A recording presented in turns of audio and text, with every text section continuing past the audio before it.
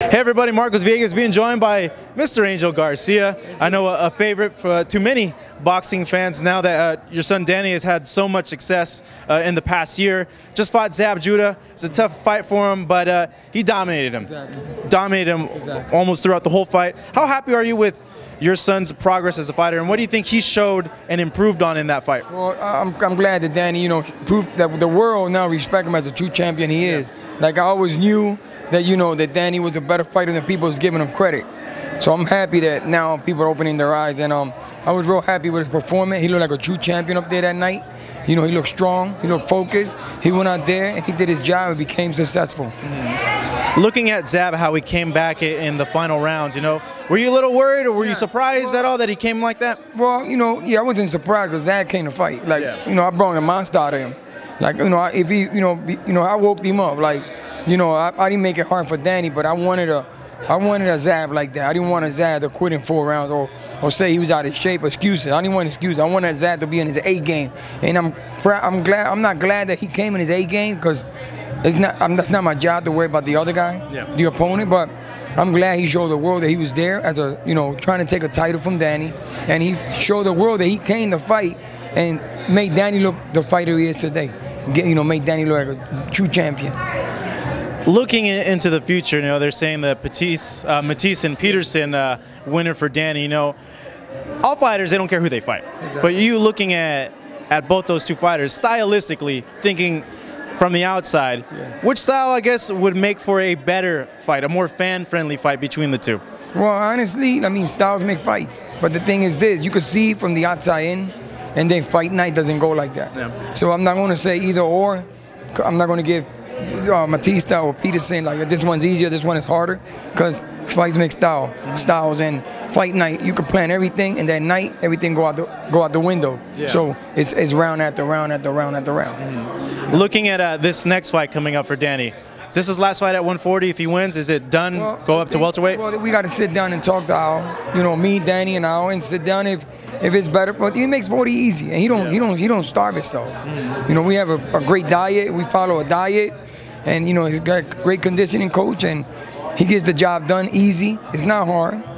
So he's not like killing himself to make 40. Yeah. So he could be 40 still. Like, it's up to him. He wants to go to 47. We sit down and talk. But Danny makes 40 easy. Yeah. Easy. Looking at on that same day, Amir Khan fight, did you had a chance to watch that fight? Yeah, I looked at it. What'd you think? I looked at it on demand, Showtime. Yeah. And well, I really think it was no surprise. Khan still ain't got no chin. You go with the best trainers in the world, whoever, you can't train this. Yeah. Do you feel he improved at all, or same mistakes with him? What happened? He got clear. He went down. He hit him with the hook. Di hit him with a hook. He went down. He still looked like the same kind. Listen, I'm not hating on the man, but he already made a lot of money. It's another era. You know what I mean? They still trying to keep him in the top. Like he's a big killer. He's not. This weekend, Mayweather is fighting Robert Guerrero. Ruben Guerrero, many have kind of compared you two, and I want to know what you feel about the things that Ruben did during the week, and I guess how you see him, what you feel about the stuff that was publicized. Yeah, I seen what he did at the press conference. I ain't really get into all the stuff that he said, but basically when I do something, I talk about boxing. Basically, it's about boxing. It's not about what you did in your past with your relationship or not. He brought about Floyd's past with his going to prison and stuff. Yeah. I felt bad for Floyd in a way because that ain't had nothing to do with boxing. He did his time. Like, that's double jeopardy. Yeah. Like, he did his time, or he committed his crime, he did his time. That's it. It's over with. You can't change the past. You can change the future. But I thought personally it had nothing to do with boxing. Yeah. But everybody's different. So you thought it was uncalled for? It wasn't something that should have been done? Yeah, because it had nothing to do with boxing. Yeah. When I talk about Danny's opponent, I talk about boxing. I keep it in the boxing circle. So that was the difference between Guerrero's dad and myself.